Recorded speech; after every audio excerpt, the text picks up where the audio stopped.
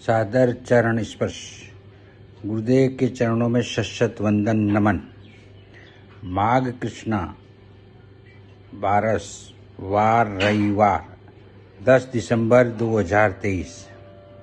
आज प्रेमानंद जी महाराज साहब ने पूरे राष्ट्र के शीर्ष नेताओं को संबोधित करते हुए कहा कि हमें अपने राष्ट्र में क्या चीज़ करना चाहिए, जो हमारी बुद्धि को पवित्रता की ओर ले जाना है, हमारे बच्चों की बुद्धि को पवित्रता की ओर ले जाना है और उनमें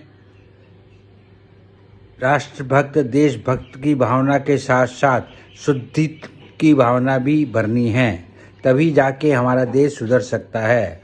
उनका ये वीडियो पूरा सुने, ज़्यादा से ज़्यादा लोगों तक भेजें और उनकी पूरी बात को सुन के सभी लोग इसका इम्प्लीमेशन करने की कोशिश करें। सादर जय जिनेंद्र, प्रणाम। हम अपने भारतवासियों को अगर हम परम सुखी करना चाहते हैं तो केवल वस्तु और व्यवस्था से नहीं कर सकते, उनका बौद्धिक स्तर सुधरना चाहिए। आज हमारे समाज का बौद्धिक स्तर गिरता चला जा रहा है, बहुत चिंता का विषय है। हम सुविधाएं दे देंगे, हम विविध प्रकार की भोग सामग्रियां दे देंगे, लेकिन उनके हृदय की जो मलिनता है, जो हिंसात्मक वृत्ति है, जो अपवित्र बुद्धि है, ये जब तक ठीक नहीं होगी तब तक हमारा देश धार्मिक देश है, हमारे यहाँ धर्म की प्रधानता है।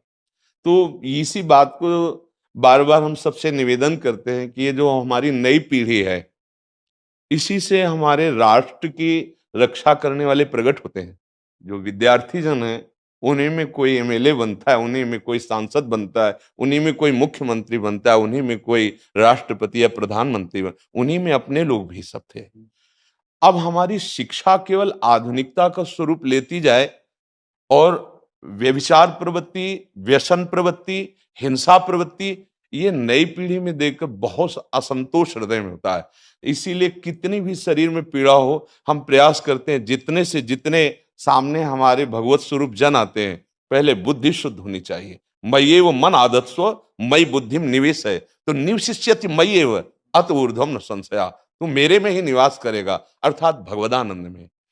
अविनाशी जीव कभी भोग विलास में तृप्त हो ही नहीं सकता। हम अगर अपने राष्ट्र की विशेष सेवा, तो हमारे धर्म का परिचय, जैसे आप जन करते हैं, धर्म का हमारा क्या स्वरूप है, हमारे जीवन का लक्ष्य क्या है। हमें जितना राम जी प्रिय हैं, कृष्ण जी प्रिय हैं, उतने भारत देश हमारे लिए प्रिय है। जैसे राम भक्त कृष्ण भक्त, वैसे हमारे भारत देश का हर जन जन हमारा आदरणीय और पूजनीय।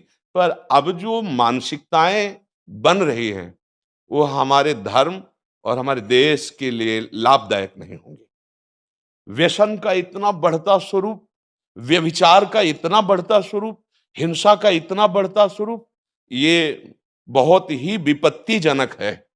अगर ये बढ़ता रहा तो हम विविध प्रकार की सुख सुविधाएं देने पर भी अपने देशवासियों को सुखी नहीं कर पाएंगे, क्योंकि सुख का स्वरूप विचार से होता है। सुख और दुख की स्थिति सत्य नहीं है, आगमा पाइनो अनित्यास, लेकिन हमारा विचार, और विचार हमारा गंदा हो रहा है। बस हमारा उद्देश्य यही है कि हमारे देशवासियों का विचार शुद्ध होना चाहिए। अगर विचार शुद्ध है तो राष्ट्र प्रियता, जन सेवा, समाज सेवा, ये सब स्वाभाविक होने लगेगा।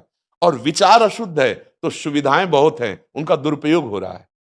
तो बस आप सबसे बड़े बड़े जो उपदेष्टा जन हैं, जो बड़े बड़े धर्म की रक्षा के लिए भगवान ने जिनको भेजा है, उन सबसे यही प्रार्थना है कि सब व्यवस्था करते हुए हमारे देशवासियों की बुद्धि अध्यात्म को समझे। बिना अध्यात्म को समझे दुख सुख की समानता बिना किए परम सुख का अनुभव हो ही नहीं सकता। इस मायाकृत भोग पदार्थों को भगवान ने दुख योनया कहा है। मानो एक बोर्ड लगा दिया, दुखालयम अशाश्वतम। और हम सब यही चाहते हैं कि लौकिक भोगों को भोगने से ही हमारा राष्ट्र सुखी हो जाएगा या हम सुखी हो जाएंगे। नहीं, लौकिक भोगों को पूजन सामग्री बना करके और साध्य सच्चिदानंद प्रभु को रखा जाए तो आनंद की उमंगन हो जाएगी। बहुत सुंदर मानव जीवन का स्वरूप है, जिसे देव दुर्लभ कहा गया। दुर्लभो मानुषो देहो, लेकिन क्या दुर्लभता शब्द स्पर्श रूप रस गंध इन्हीं विषय के भोगने की या इन्हीं सुविधाओं के लिए दुर्लभ कहा गया?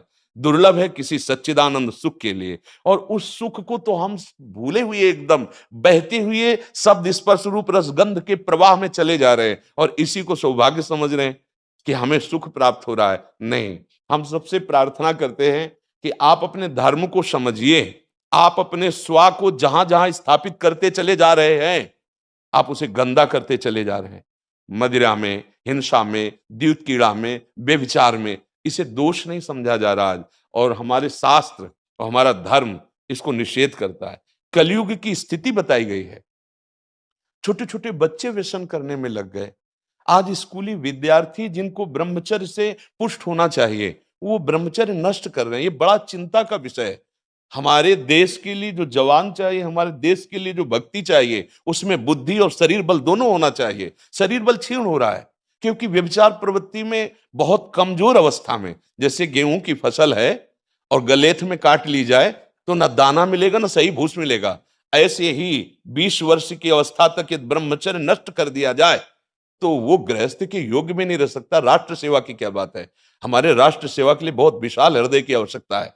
हमारे शरीर को बहुत स्वस्थ रखने की आवश्यकता है, तभी हम समाज सेवा, राष्ट्र सेवा। तो शरीर और बुद्धि दोनों का स्वस्थ होना बहुत आवश्यक है। तो शरीर को तो नष्ट किया जा रहा है विषय भोगों में। लोग समझने लगे हैं कि मांस खाने से हमारा स्वास्थ्य अच्छा रहेगा, हम बलवान बनेंगे। अध्यात्म बल नहीं तो तेरे शरीर की चर्बी बढ़ा ले, लेकिन तू न काम पर विजय प्राप्त कर सकता, न क्रोध पर, न लोभ पर, न मोह पर, न हिंसा पर। फिर क्या जीवन। तो इसीलिए हमारा बार बार हृदय में सबसे प्रार्थना है, जिस संत भगवान भी आते हैं कि देखो इस समय आवश्यकता विचार शुद्ध करने की है, आहार शुद्ध करने की है, आचरण शुद्ध करने की है। हमारे देश ने चरित्र की पूजा की है। रावण किसी बात में कम नहीं था। आज भी कोई शिव अगर अभिषेक होता है तो तांडव स्तोत्र उसी का गाया जाता है। जटाटवी गलत ज्वल प्रवाह पावित स्थले। ऐसा विद्वान और ऐसा बलवान जो 20 बार जैसे झूला आराध्य देव को झुलाया जाए, ऐसे महादेव सहित पार्वती को बाजुओं पे झुलाया, वो महाबली चरित्रहीन हो गया तो अपने देशवासियों ने राक्षस कह दिया उसको। चरित्र, आज हम चरित्र पर ध्यान ही नहीं दे रहे। चरित्र बेचना मतलब कोई समझ में नहीं आ रहा।